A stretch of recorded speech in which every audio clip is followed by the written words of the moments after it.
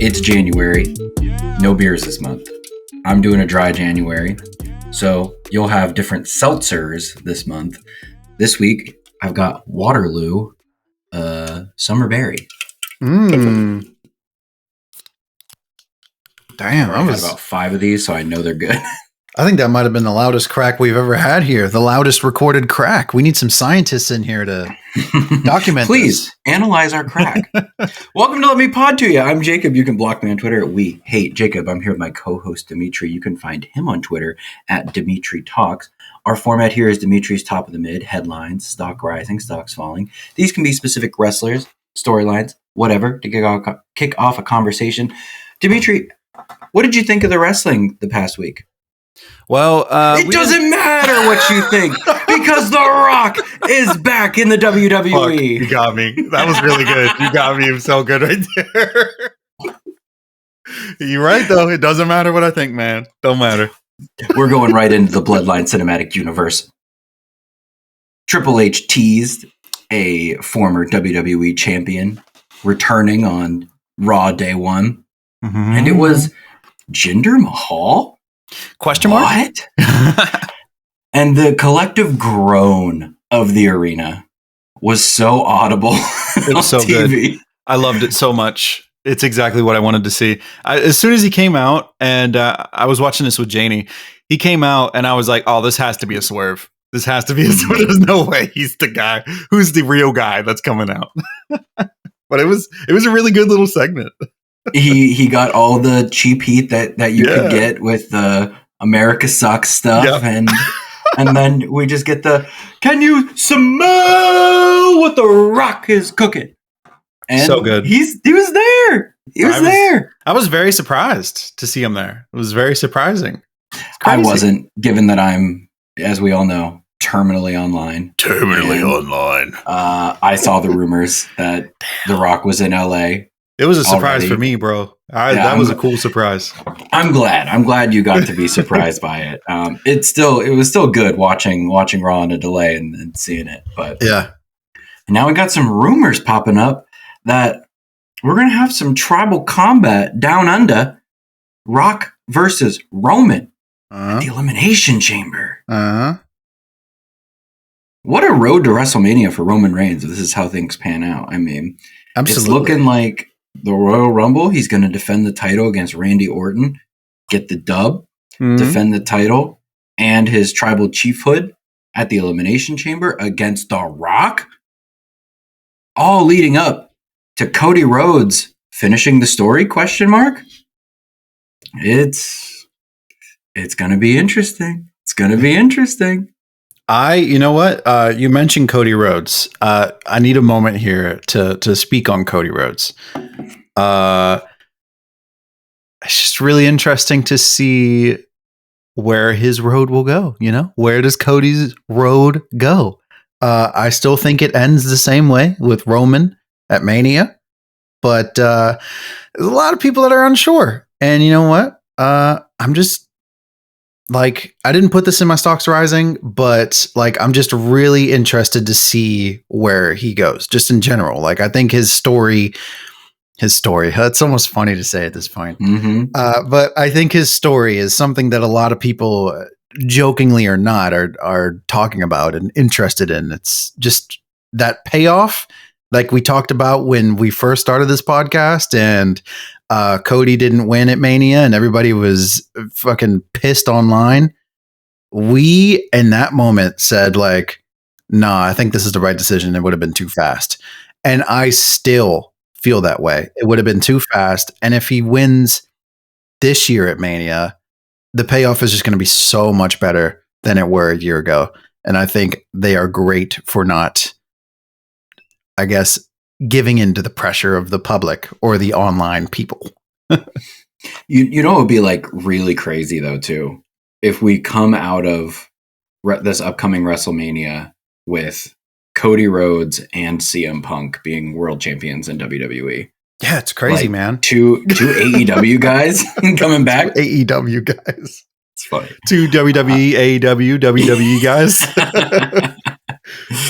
But yeah, had to break the opening format there to get you with one of the Rock's catchphrases. You had Jinder Mahal as a stock rising, so we'll talk about him real quick. I also thought he did a good job healing it up. So yeah, just I thought for somebody who's like never on TV anymore, on the main roster at least, for him to come out and just like to be the guy that goes out there when they're all expecting something huge, to be the guy to go out there and deliver in front of that. I think it was a sold out crowd. Yeah. To deliver in front of that sold out crowd. Didn't look nervous a bit. Didn't look like he missed a step a bit.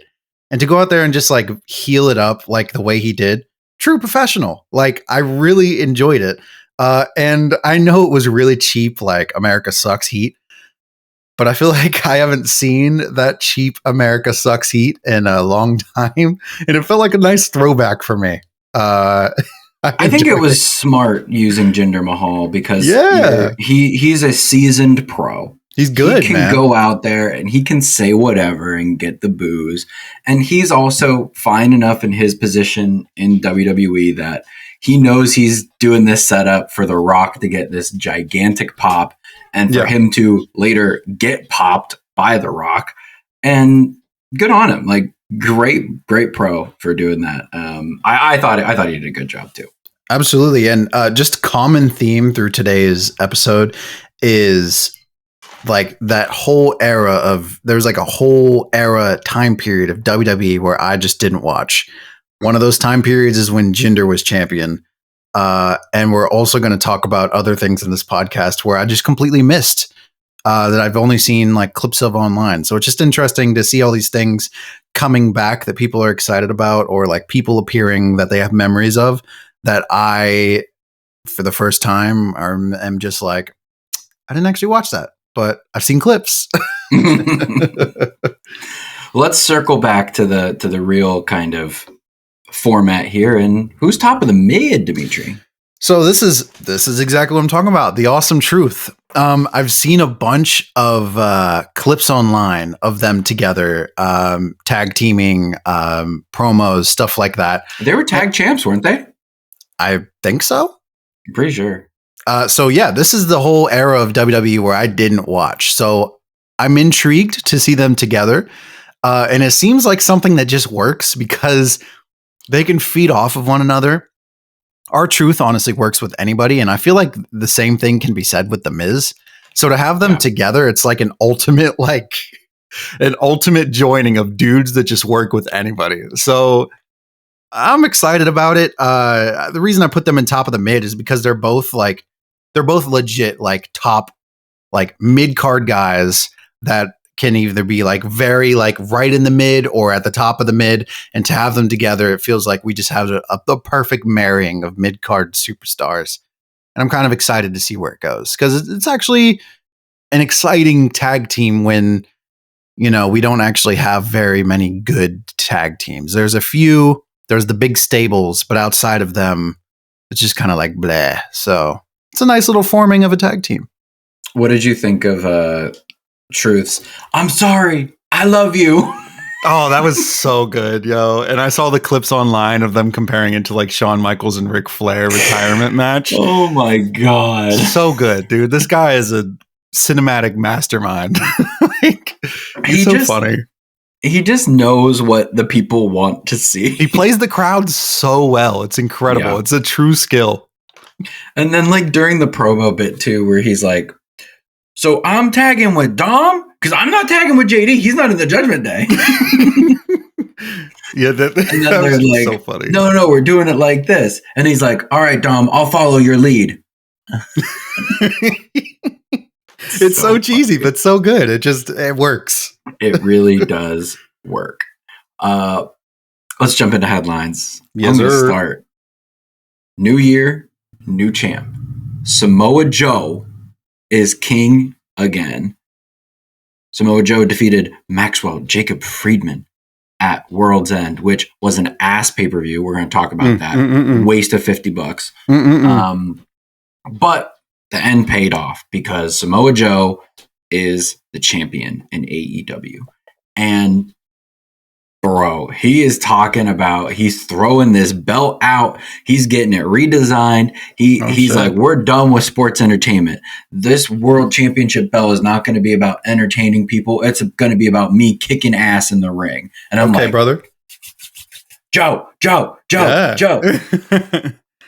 And I tweeted this the other day, but it's just making my misguided TNA kid, Jacob, very, very happy. Because I saw Samoa Joe as world champ in TNA. Oh yeah. And he was always supposed to be the heel. I was supposed to root for AJ Styles. Never been my boy. I've never liked AJ Styles. He's getting his ass kicked by Samoa Joe. You always said that. Like, you stuck by that. Yep. So Joe being champ in a big promotion like AEW is just, I'm tickled. I love it. Oh, beautiful. The other big thing at the end of the main event was it was revealed that Adam Cole Bay has been the devil. I saw wrong. That's my immediate input as somebody who doesn't watch regularly is like really? Like, was that obvious the whole time? It was like the obvious answer the whole time? Yeah, I think so. I think they had to make a bit of a pivot because Max has a torn labrum. Mm-hmm. And they were trying to get him by with just like physical therapy, but it looks like he's going to have surgery to fix it. So he's being written off TV as part of this whole, contract thing. Contract, the bidding war 2024. Yeah. Joe beating the hell out of him, the devil and his goons beating the hell out of him. And I think they needed to pull the trigger on this a little bit sooner than they necessarily wanted. As I think what they wanted was Adam Cole to be fully healthy because he's still in the boot. He's only 5 weeks removed from double ankle surgery. That would naturally make sense. I think they wanted it. They wanted it to. I think they wanted to have this actually go on a little bit longer, but they couldn't. They had to do this now. Maybe I'm wrong. Maybe this was the plan all along. Who knows? But I'm excited for this new era of AEW with Samoa Joe at the top of the food chain. Hope they don't ruin the belt. I think the belt looks really good as it is. So they're not doing massive changes. Basically, they're right now the like actual belty part of it is like a Burberry design, like to match the scarf that Max wears. It's going back to black. Yeah. Instead of this like light brown. Yeah.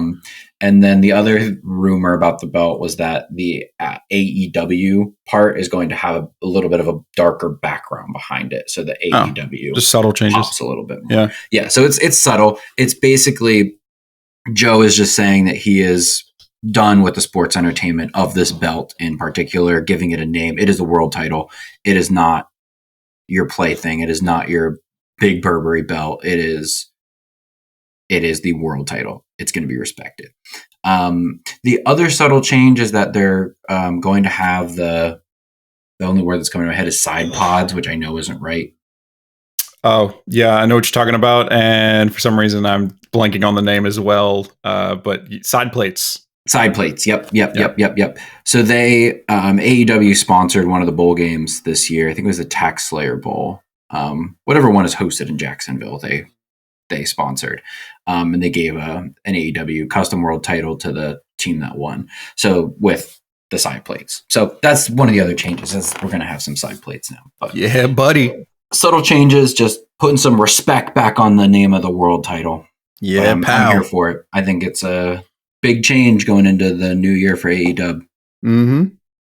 It's a promising one. What's your headline? What is my headline? Oh shit! I didn't realize we didn't talk about this yet. I got so deep in the convo. So we've obviously seen the rumors online of Mercedes Moné. Things are heating up. She got that little training video out. She keeps posting things on the internets, on the socials, and it's got people talking. I've seen some tweets talking about how, WWE is not happening. She's definitely going to AEW. And then I've seen some tweets that are like, AEW is not happening. She's definitely showing up at the Rumble. What are your thoughts? What do you think she's doing? My thoughts are that she is going to AEW because that is what is being reported by Fightful Select. And they are right more than they are wrong. there are a ton of people who are like, oh, well, Sean Ross Sapp was wrong about Cody and he was wrong about CM Punk. Yeah, because his contracts were signed the day they debuted. Yeah. So chill. But he is reporting, and Fightful is reporting that if nothing changes, Mercedes Moné is going to AEW because her asking price is going to be one of the highest paid women's wrestlers ever. And reportedly, WWE's contract offer to her was in the same ballpark of what Charlotte Flair just got. And she wanted substantially more than that. And they weren't prepared to go to that number, which I think is insane. Yeah. You've seen what a draw she is. Like, people are desperate for her to be back. I got actually a different take on this. Really? I think you pay the money. So, bona fide star, you pay the money. I'm kind of like an in-between state here, right? So, like, the way I see it is, it's an interesting thing because Sasha or Mercedes, wherever she's going to go by, she is obviously a draw. But I feel like the WWE's women roster is so good right now that, like, they could, like, if she wants to, like, be the highest paid woman ever and they don't want to pay it, if they don't do that, is it going to negatively affect the women's roster or have a negative effect? I don't really think it's going to make much of a difference, honestly. However, if she were to sign, obviously it'd be a cool thing. It would get a lot of eyes on the product immediately, but that would eventually die down because it always does. And I don't think, like, over the long term that having her there is going to, like, drastically improve their women's division. The opposite can be said with AEW. I think having her there is like a huge pool, and if she stays there, I think that drastically improves their women's division. I want her to go to the WWE just for the Royal Rumble moment, just for that. It's boss time. But if she showed up in AEW, it would make some sense for me because, again, from WWE's perspective, I don't think they have to, like, I don't think they should be in a position where they feel like they need to pay her top dollar, because if they don't, they're fine. But if she goes to AEW, I think that would be a great landing spot because she'd be the star. She's huge. And, you know, that would just be great for the women's division. But again, I think she's going to go to WWE and show up at the Rumble. That's just, I don't know why my heart's telling me that. I don't know why I'm going against the money here. And I think that they're going to offer a little less and she's going to accept it to go to the Rumble and do all this. Her and Bailey are good friends. I don't know, man. You know, relationships are part of things too. I don't know. This is the other interesting tidbit, because the other report that's going around is that Trinity, formerly known as Naomi, her contract is up with TNA and she's going back to the E. And they walked out together. Maybe they coming back together. Exactly. It's so many moving pieces. There is a lot of moving pieces. I think at this point, though, that it's been very clear from the time that she left WWE that she is going to do what she wants to do, and that there's not going to be a lot of other outside factors. I think that if she ends up going to AEW, it's going to be a dollars and cents thing. For sure. I think it's going to be less of a, all my friends are over there.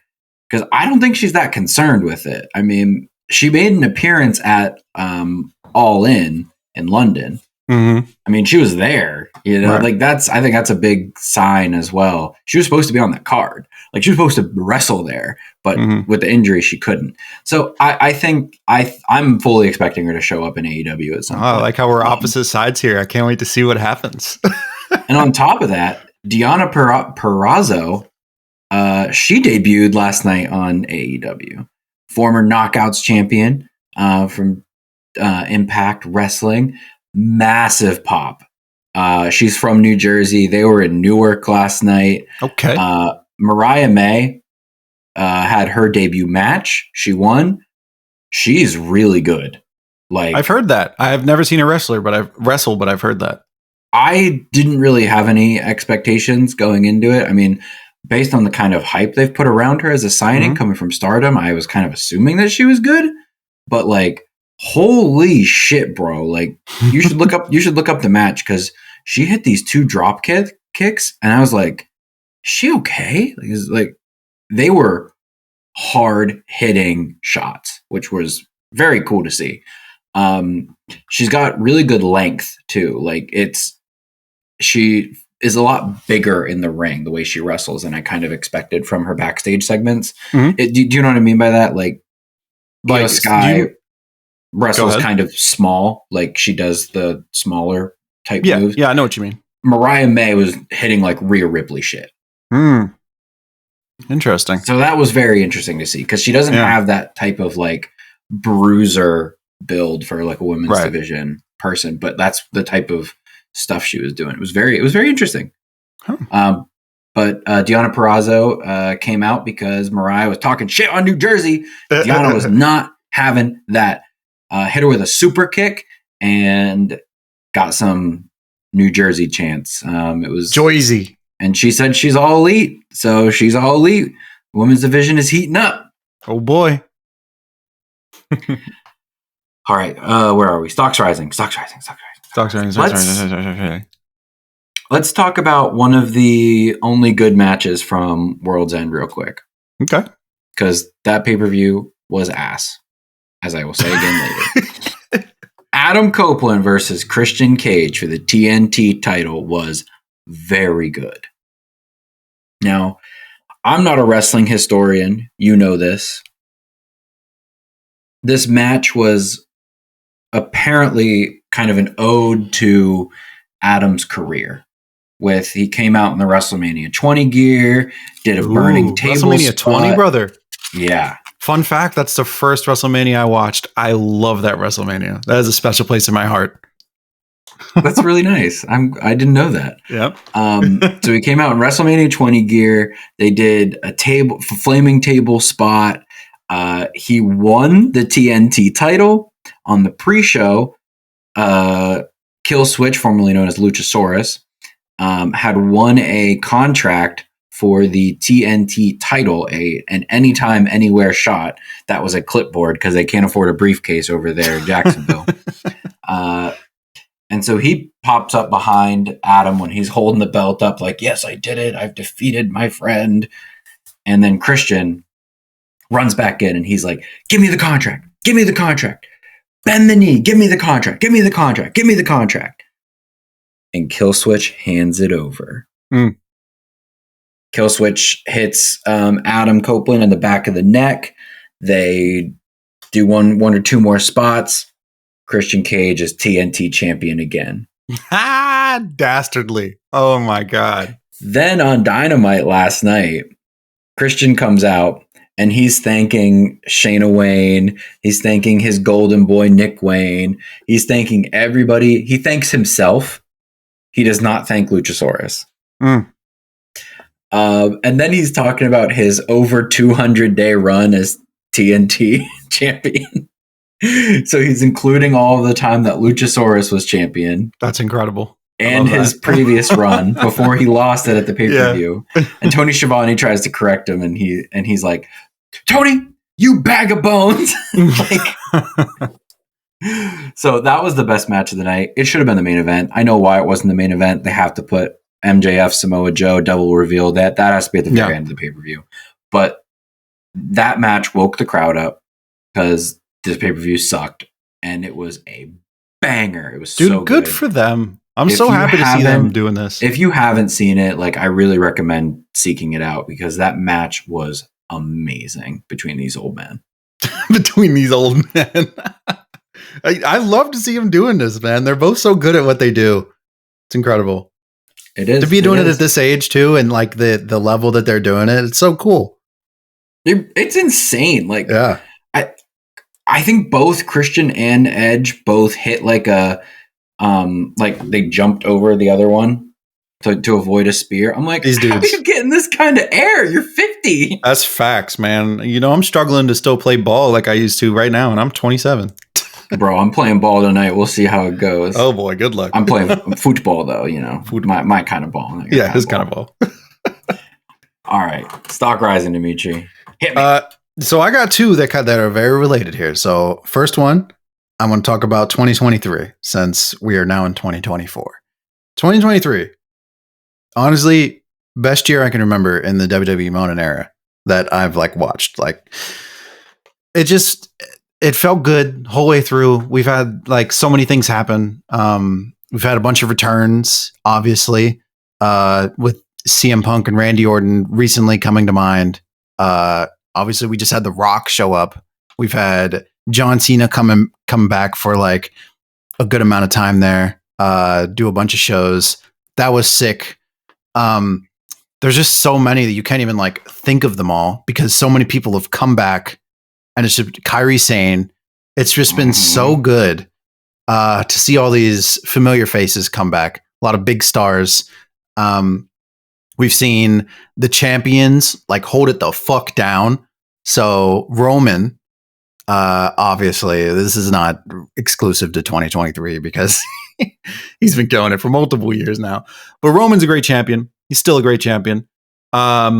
We've got Gunther, who held it down all 2023 Intercontinental. That's been fantastic. Rhea Ripley, she's kind of had an interesting run. I wouldn't say it was a great run, but as character development goes, Rhea's like on fire right now. Not just as a champion, but like as the character Rhea Ripley, on fire. That just leads me to my next point, just character development in general. Dom's on fire. The Judgment Day is doing a lot of work. Another return I forgot to mention, which I shouldn't have, R-Truth, baby. That's fantastic. We've seen new people pop up left and right. We got new faces on Raw and SmackDown. It's just, this year has been just action-packed the whole way through. And it shows. We've got like shows selling out. Last Monday Night Raw just sold out. Shows are selling out all the time. I went to SmackDown in 2023 and it almost sold out in fucking Raleigh, North Carolina. So like to see these numbers they're doing, man, it's just incredible to see this in 2023 whenever like it feels like for a while there, wrestling was way out of mainstream and it was never going to come back to what it was. But right now, it's incredible. Which leads me to my next stock rising, 2024. 2024 might be even better than 2023. If we're thinking about this right now, so the stuff that's got me excited right now is in previous years, we've had, decent build-ups to WrestleMania because you always got to build it up a little bit. But, there's always been like, I guess, lacking some star power, it feels like, in past years. This year, that is not the case. Like, just off the top of my head, not even writing this down, but like, dog, we have CM Punk. First of all, the headliner is crazy. Like, CM Punk. We got Cody Rhodes trying to finish his story. We got Roman Reigns. We got The Rock in the company right now. We got Io Sky, who's a new champion, who's coming up with her group, which has been incredible. We've got some interesting Bayley stuff, which I'll talk about. We've got Charlotte Flair's in there, but she got hurt. That kind of really sucks. She's not going to be around. Yeah, she's not going to be around. But anyways, roster's stacked and we got a lot of things going on and it's really exciting. So here's where I was going to go into my little tiny tangent here. Oh, and I also forgot to mention Jade Cargill may pop up at some point. And there have been some other releases too. There's a lot of contracts that are up this year. I mean, there's a very good chance that Andrade is going to rock up at the Rumble. He said his goodbyes, said thank you to AEW for his time there. There's always rumors around Malachi Black. He's denying them. There's lots of rumors around Buddy Matthews. He's also saying he's happy at AEW. But there's a lot of these like people that had good creative in NXT when Triple H was in charge there that are like, you know what? Vince is gone. Fuck it. I'm coming back. Like, why should I stay away? if the big dog calls, like I think people are going to go back.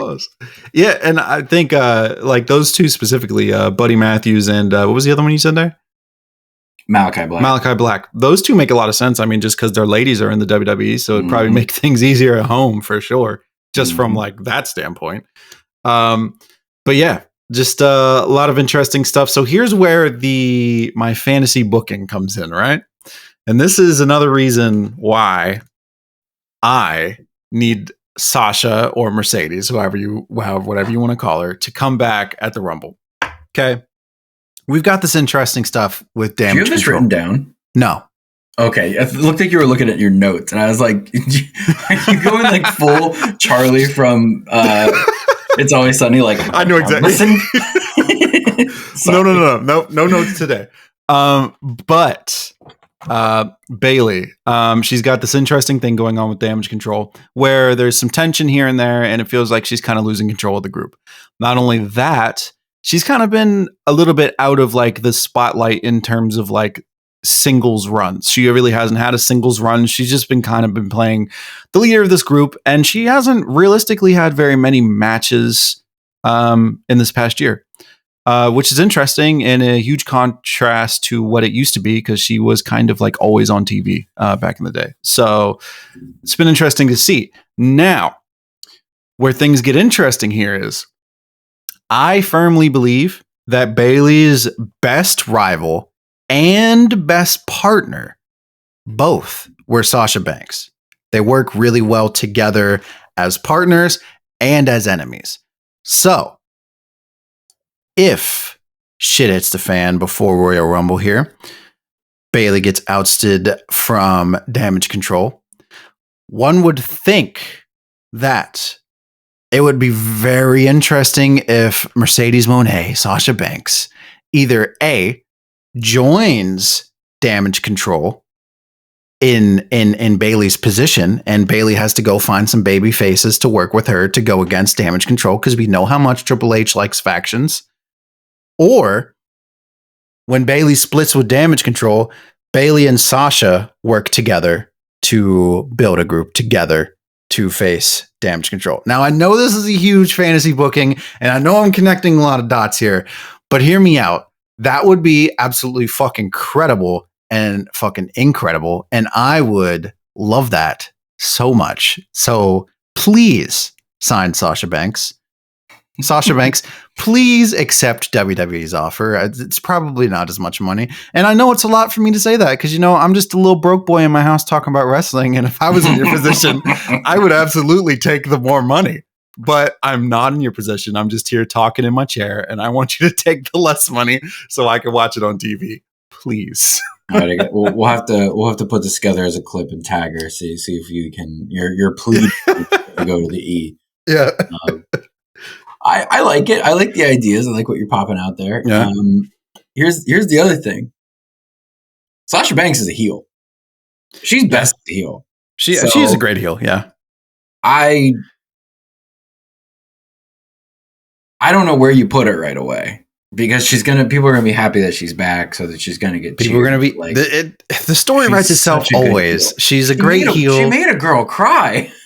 She's a great heel, and just the friendship enemy thing between Bailey and Sasha is always great. So you could bring her in as a face, aligning herself with Bailey, just to inevitably have it blow up like it always does, and have them face each other again at a Mania in the future.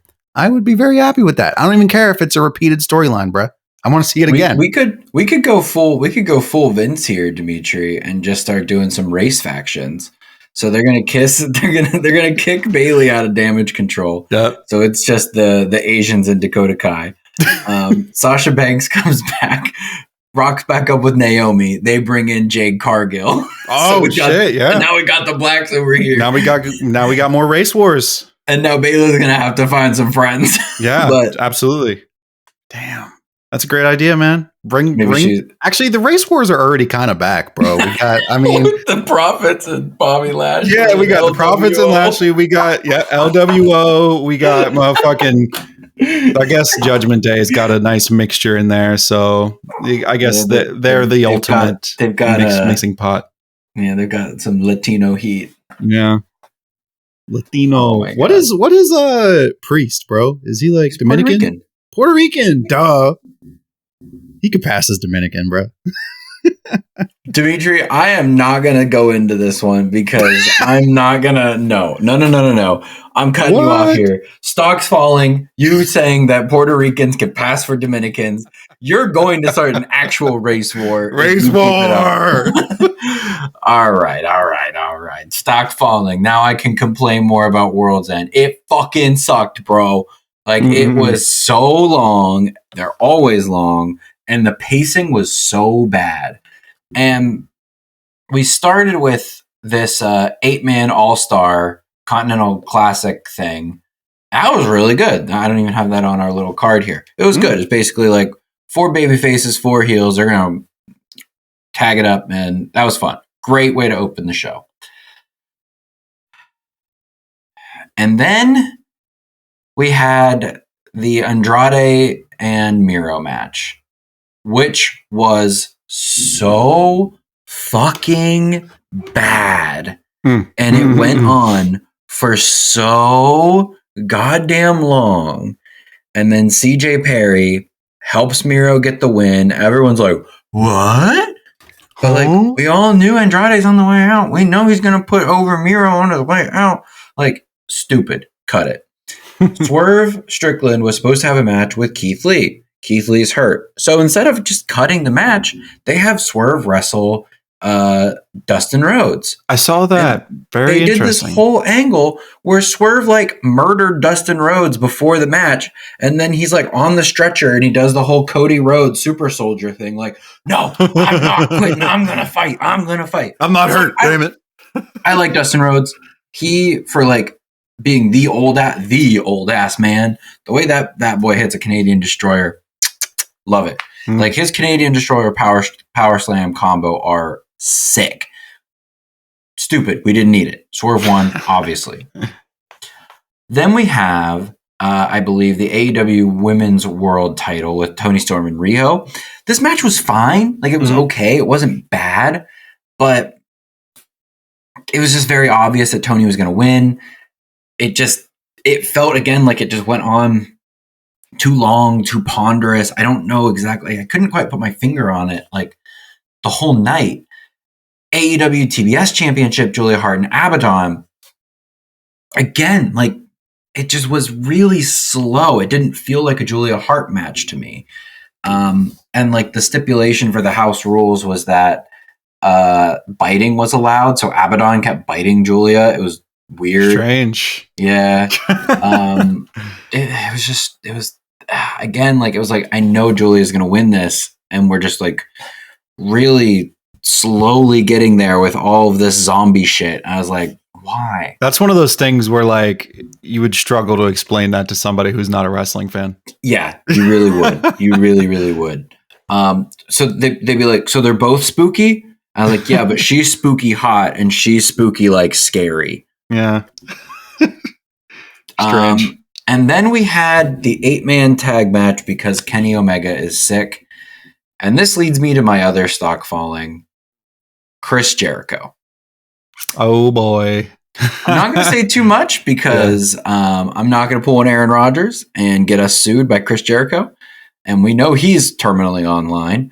But there are some allegations in the ether about Chris Jericho. And felt really weird that he was still on the pay-per-view. He got booed a lot. Yeah. Every time he was in, he got booed. And it just, the whole match just felt very uncomfortable. It was not an easy watch to watch this match. I have thoughts about this. So like, I am one of those dudes who, I don't like to pile on when somebody has allegations on them. So like all this stuff came out, right? I'm seeing the tweets and I'm seeing so many people like pile on. And although it seems damning, I just never like to rush to judgment, no matter what the situation is. And I'm not defending Chris Jericho in any way, but I'm also not saying I'm Like, I'm not defending him. I'm not supporting him. I am literally just a bystander out here with no opinion until things get settled. Now, I do agree with you. It is strange that he has a match on the pay-per-view. My opinion is, I feel like things, from what I'm seeing, I feel like things should at least be investigated, or we should be told things are being looked into instead of it just feeling like it's being like swept under the rug, because like that's no way for it to be, right? I want to feel like I want to know like something's happening, right? Like, I don't know, is that crazy? Like that's well, and AEW reportedly part of their like company handbook, which Jericho is saying, well, I never signed any handbook and I don't follow any rules. I don't NDA, Jesus Christ, all this stuff. He's like, very frustrating. Like part of like the way this company was set up, I guess, is that if something comes out, they're going to have you take a back seat while the company investigates it, see if it's founded or unfounded, see what they can come up with. And then like, they'll kind of be like, hey, we're going to keep you away for a while, or we're not seeing anything that seems like this is enough for us to keep you off TV for. You can come back. That is, I've read multiple things from good sources, like connected sources with that report on wrestling, not us, but like actual reporters. Yeah. And why is he out there? Yeah, I mean, exactly. Once Kenny Omega was hurt, we didn't need this match anyway. It was how do we shoehorn Chris Jericho still on this pay-per-view? And they were like, okay, well, we'll do the Don Callis family and the tag team champs, and Sting will get a pop, so we'll put Sting and Darby in there. And I'm like, we don't need it. We don't need it. We don't need it. Yeah. It's not needed. Worst case scenario, just say Chris Jericho isn't available tonight. Don't give a good reason. Make it a 6-man tag with Sting, Darby, and Sammy Guevara versus whoever, so that you're not really killing your card. I don't know. The whole thing, just watching it, just felt uncomfortable. Yeah. It was really not, it wasn't a good match too. Like that's the other thing, is it's like, it's not like you put together some like banger, you know what I mean? Exactly. Like I was kind of like with the All-Star 8-man tag, I was like, why do we have this? Like who's asking for this? But it slapped. Like it was really good. So I was like, hey, hands up. I was wrong. I'm glad we had these guys all do this stuff. Like this was really fun. This was not fun. Not a fun time. Yuck. Let's talk about something else that's not a fun time, and that's wrestling video games, Demetri. Am I right? Yeah, you're right, bub.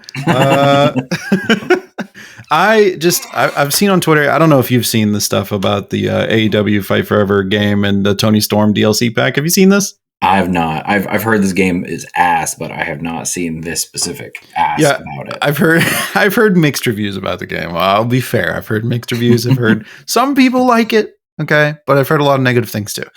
Specifically with the Tony Storm DLC thing. It's a paid DLC.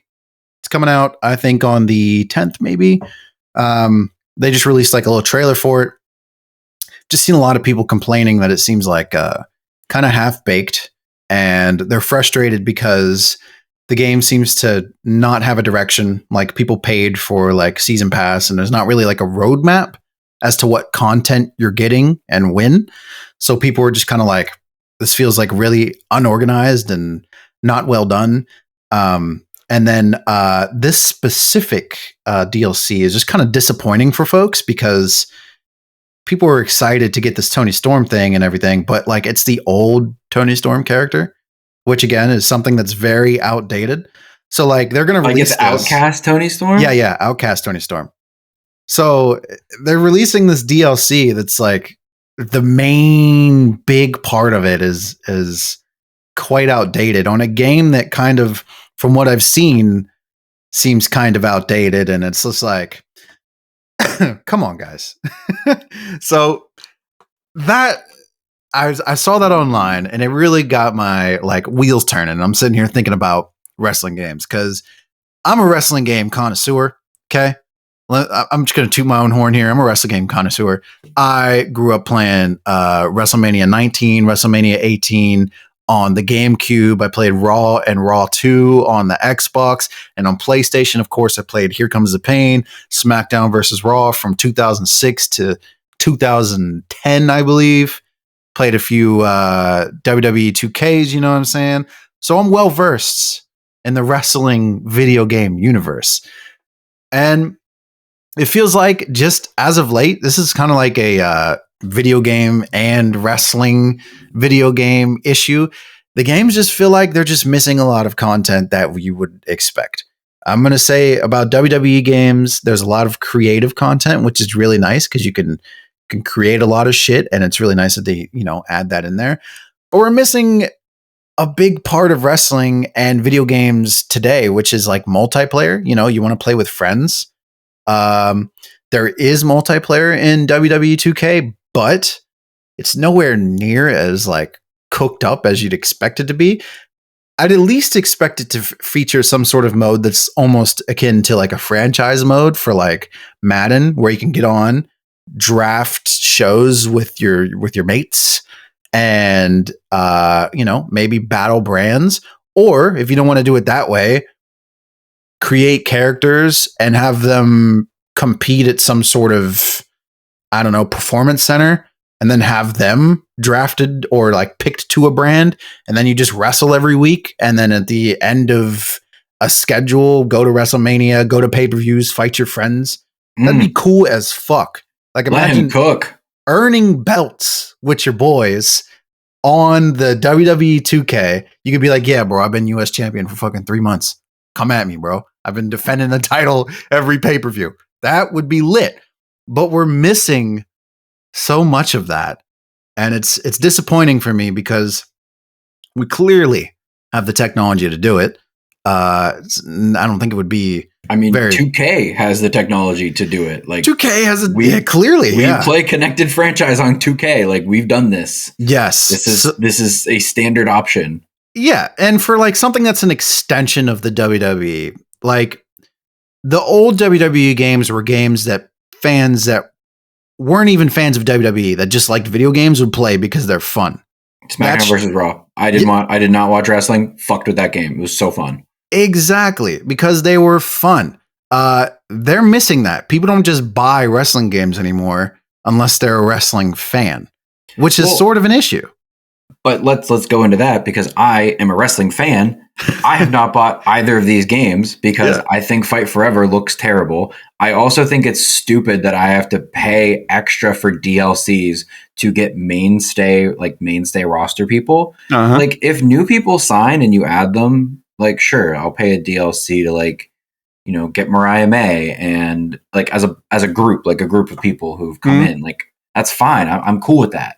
But like, don't make me pay extra for fucking Toni Storm, who's been here for 2 years, and then have it be outdated and is a 3-time women's world champion. Yeah. Like, that's wild. I'm not having that. Yeah. Like, that's not cool. And like, on the WWE side of things, I was going to buy that game, but I was like, I'm going to let Demetri get it because he's going to buy this game day one, and he'll let me know if we can actually play together.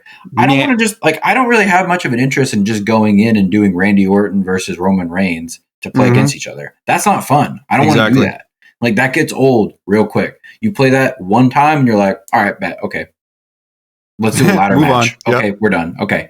You want to play Madden? Like, that's what happens. That's so accurate. like, if we had something like you were describing, like a connected franchise, or we could like both create wrestlers that start at the performance center and you work your way up, and like you have some kind of bragging rights. Yeah. We're friends. I want to brag. Like, if I ever beat you in Madden, I'm going to talk shit for a year, dog. Like, that is going to happen. Exactly. Like, it's very simple. It's very, very simple. And they're just missing out because I don't think the people who are in charge of these companies are really paying that much attention to their video game side of things. Yeah, it just seems like they're trying to develop the next Ultimate Team. That's what they're really worried about. It's 100% just an Ultimate Team microtransaction. Yeah. Deal. And they're slowly building it right now. I don't think it's pay to win right now yet. But I think they're just kind of laying the groundwork, and then eventually that's going to be what they want to. Fuck that shit. I know, it's so annoying. Team. All right. My boy has to go pick up some furniture, so we're going to get out of here. Thank you, everybody, for listening. You can follow us on Twitter at LetMePod2. You can follow Demetri at Demetri Talks. You can find me at We Hate Jacob. That's hate with an 8. Please give us a review on your chosen podcast platform or on every major network. Have a great SmackDown, everybody. We'll talk to you next week.